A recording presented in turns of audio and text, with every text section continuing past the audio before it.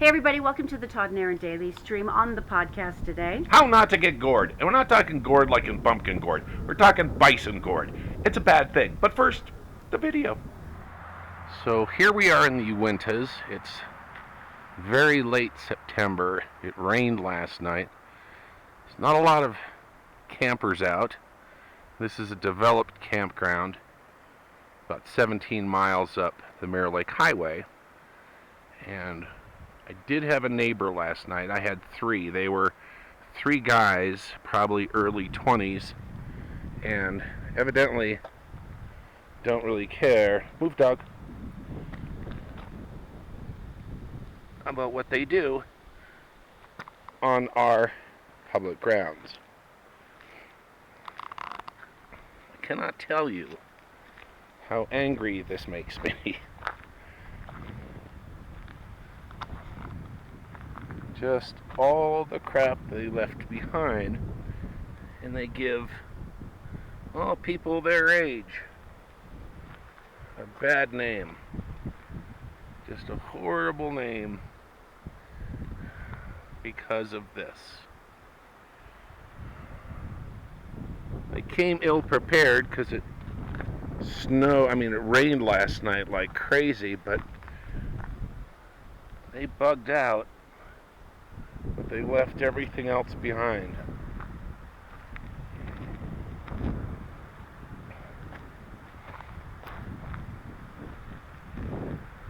So,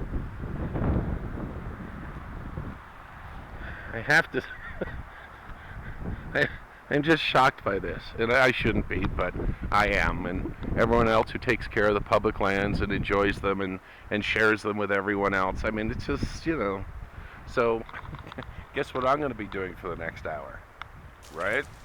All right. I'll see you.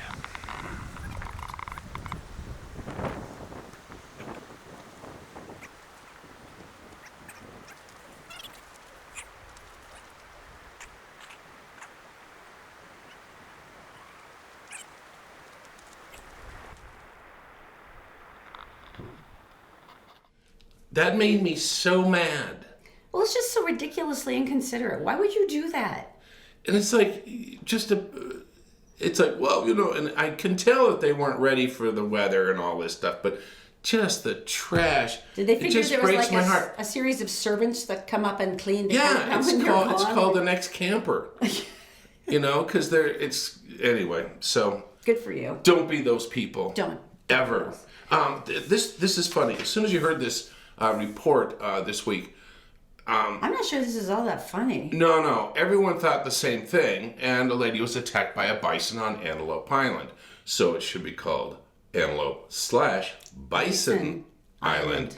And everybody goes, oh, she's probably taking a selfie with it. It's like, all right, smile. No. She was minding her own business. She was running along. 4 bikers came by. She got out of the way, and then boom, they took off. And next thing you know, here comes the bison, and he was pissed. And so she goes, I'm not going to run this thing. And at that moment, she's in the air. Honey. She's at McKay Hospital. Kaylee Davis. She's 22 years old. And she was up in the air. And Glad she's in good condition. She's young. Right? Well, yeah. Let me go through the I meant before. After now is a little different. She was worried when she was up in the air what she's going to land on her back or her head. Bad start. Compound fracture of the ankle. And she was gored in the thigh with a horn from a bison. Oh. Now, it's interesting because she has a male friend, a guy, a boyfriend. Yeah? And he was gored in June at Antelope Island. You're lying. No. So I remember us doing that story, I do too. Was he taking a selfie? No. He was just running along. Maybe the bison just hate physical fitness. I mean, maybe they resent people in good shape. I don't know. Chance in a million. Perhaps their destiny. You think they'd go for the low-hanging fruit like that easy peasy family? Don't make that gesture when you're talking about a guy and being gored. The thing I want to talk about is the fact that what the hell is going on with the bison? Why are they so ticked off? And why do they let them run free at this point? If they've had a gourding in June, whatever. Punctured by a horn. They weren't being antagonized. They just came out and just took people out. Well, it's kind of. I don't want to go camping. I was. Yeah, we were thinking, at Antelope Island. That seems nice. And now. I mean, where the deer and the antelope play, and the bisons like to put their horns through your body. And he got it worse. He had broken ribs and he had internal injuries. I think they stepped on him or something too. Oh my gosh, she just laid there. You've got to be remembering what he said.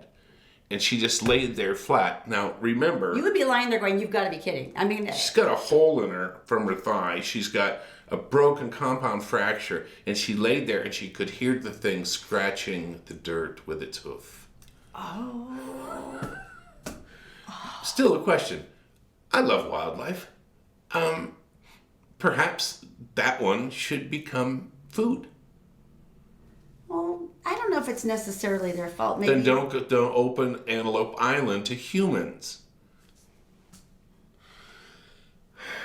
Yeah, 2 gorings, and it's sad. It's the same couple. Maybe they could smell him on her like she was wearing his running shoes or something, and went. They were jealous. I remember that guy. They were jealous, and they shush. I don't know. All right.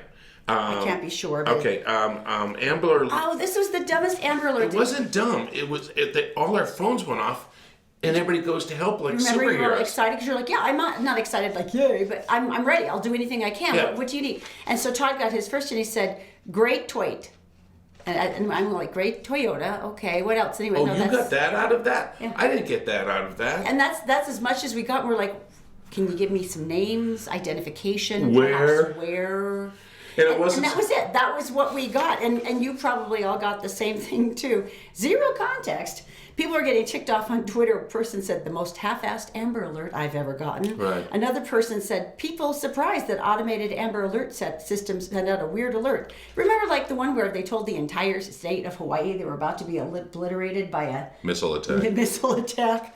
The Department of Public Safety said, oh, it's the Valley Emergency Communications Center. Those guys. Look away from us. So they're working towards on them. They basically said, we thought, we were trying to jump into, it was the news cycle, it was that period of time, and they're like, we were trying to jump in, we didn't have as much information, and I guess, however, it got printed into the system for the phones just went wrong. I think the thing is that they're working on it, and the only way we found out the real information is somebody posted it on Facebook. So thank you for that. This is the nice thing. Baby Kalia was found safe. This was the child it was regarding, and her biological parents were found as well. So at least it turned out okay. But yeah, let's get that Toyota down. Is a. We are ready. We are ready to help. I'm not psychic. I'm not wearing my psychic underwear today. You're gonna have to give me a little more information for me to help. I am. All right. Okay. Not mine.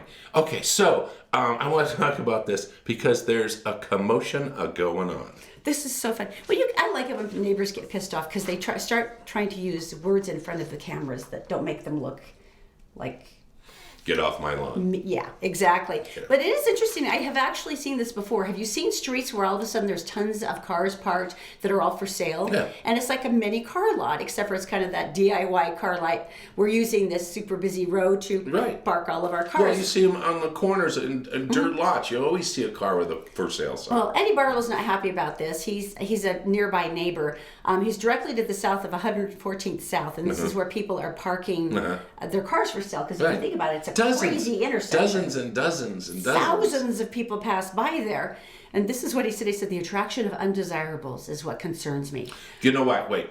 Because people who buy used cars are undesirable. Yes. I mean, there's lots of people coming through here and stopping, and it creates a lot of commotion around here. I love the word commotion. So basically, they talked to Sergeant Jason Nielsen from the Sandy Police Department. He goes, this is perfectly legal. And he says, I don't see anything out of order here. The trick is this. You are not allowed to park in a stationary fashion for longer than 48 hours. So you have to move your car. So essentially what they're doing is they're just pulling out and then parking in front of the next car for sale. 10 feet. Every 10 feet. You have to couple park of days. 10 feet. But it's very funny. Barlow's like, it's not freedom of speech anymore. It's like you're encroaching on the safety of that road. I feel like that shouldn't even be an option for people. Well, some people don't like, if you had cars parked in front of your house. I do understand that. I can understand that. I do, but it's even like a street or something away from him. It's just that main thoroughfare. I mean, I don't know. I parked my trailer connected to my truck for a week out in front of my house until we got a storage place for it, and the city came and told me they were going to take it. And they marked the tires, they marked the X's around the tires, they put slash marks in, they put the thing on me. It all depends on I just thought it was who attached to complains. my truck. Anyway. It just depends on who is complaining. You Yeah. know that. So, Auction time. tell me this. Auction time. Every once in a while, Hollywood, all the production companies, they have all these props that they've made for movies, and they get rid of them. And what they do is they found, hey, we'll get someone to handle it all, and that would be an auction house. So the auction is coming up later in October, and just 2 of the items caught my eye. Now, some of the things, like people have bought things off the set of Friends. I would see that. And Like it's the like couch and the coffee The plates couch, and but stuff. there's a vase that's on the Sure. on the counter or on the shelves. Seinfeld did the same thing. They got rid of some of their stuff. His rows of boxes of cereal. Right. This has been going on for a long, long time. And so anyway, 2 of the items, which I think are unbelievable. First of all, the first item I'm going to say was purchased for $6 and was going to be used for exactly what it was made for. What was that? The axe from The Shining. That got purchased for $6? It was a guy on the crew. But that's an iconic piece of the set. I mean, He that's went to the prop master and he goes, Hey, can I buy that? I'll buy that. Here's $6. He took it home. that's hysterical. He's going to chop wood with it, right? So Jack Nicholson was holding that axe, going, "Here's Johnny. You don't just give it to a prop guy." busted it through. What Good the for him. heck? Well, he's now turned it over and he's going to make some money, which for is him. which is great. But this is my favorite. Now there are just out of everything, out of movies, out of TV, There's a out lot of all these things. stormtrooper helmets. Oh yeah, there's one that some guy had carried as a prototype, and he used it. He carried stuff in it. I don't know why. And all of a sudden they found it, and they've never found one in such good condition. And so it's like worth a ton of money. That's so funny. So that's going in, but not as good as this. And if you are a Monty Python, And if you're not a Monty Python fan, you should be. you need to be. So the Holy Grail. Monty Python and the Holy Grail, the most magnificent movie. Right, and if you look at it now, the production's horrible, but it's great. cares? So When they're all clopping and they're pretending they're horses, not and like someone's got a coke in it. So anyway, back to it. So they come across a cave, right, and there's human bones spread everywhere, and out comes what? What's that? The rabbit? The rabbit. The death rabbit? The rabbit of... Forget. That Don't. rabbit's dynamite. That's right. That's right. And so how do they destroy it? Only in one fashion. They pull out the holy hand grenade. That's right. It is a grapefruit-sized thing with a cross on top. That's right. I forgot that. And thou shalt pulleth the pin of thy holy. I'm not going to ruin it because if you're a real fan, you're going to hate me. Yeah, you need So to and see then it. it's like 1, 2, no 10, oh, and they throw it and it explodes. So anyway, that is going up front. They found the holy hand grenade. People in the cast have been looking for this. I would want that myself. Monty Python people have all been looking for it. Where did they finally find it? Some guy just kind of had had purchased it, or somehow got his hands And on you're it. slowly choking to death. Yes. Sorry about Right that. here, baby. Oh yeah. So, how much is it going for? So that's the axe, Holy Grail, down here, $60,000 to $125,000, I wish I could afford it. That would be awesome to have the holy hand grenade on your mantelpiece. and it just looks like the paper bag, that brown paper bag, paper mache. And anyway, It's the fact that it was the holy hand grenade that makes it beautiful. I just think the axe would be cool. You just leave it stuck in a door. It just the bathroom door. Just leave it there. Oh, by the way, if you do like listening to Spotify, we are now officially on Spotify under Todd and Erin. If you like listening under Apple Music, you can also find the podcast there under Apple Music, and we should be up on iTunes later on this week. So And- we're just trying to infiltrate any possible way that we can worm our way into your If you want to see us, open your linen closet, and we're hiding there. Thanks for watching the podcast. We'll see you tomorrow on the Todd and Erin daily stream. Oh! That's when you use the axe. That's creepy. That is creepy.